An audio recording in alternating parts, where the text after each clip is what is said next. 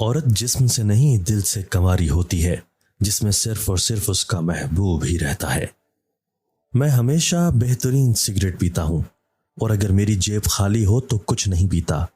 میں تمہیں بھی یہی کہوں گا، ہمیشہ بہترین سگریٹ پیو اور بہترین عورت سے محبت کرو۔ زندگی غم سے آشنائی کا نام ہے۔ معاشرے کو تیزاب سے غسل دینے کی ضرورت ہے۔ عورت کا ایک اصول ہوتا ہے کہ وہ کسی پر جلدی اعتبار نہیں کرتی، مگر اپنے پسندیدہ شخص کے لیے وہ یہ اصول بھول جاتی ہے۔ عورت نے ہمیشہ دوسری عورت کی تعریف سن کر خود کو بہتر بنانے کی بجائے ہمیشہ حسد اور جلن سے کام لیا ہے۔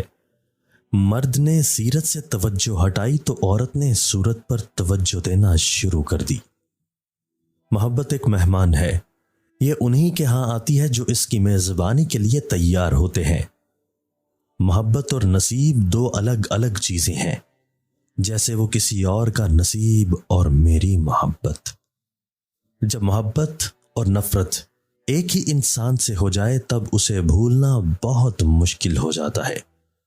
جب آپ کسی کو چھوڑتے ہیں تو آپ کی ذات پر اس کی محبت کا قرض باقی رہ جاتا ہے، جو واجب الادا ہوتا ہے۔ کوئی سوچے تو صحیح کہ اس محبت کے قرض کو وہ کیسے ادا کرے گا۔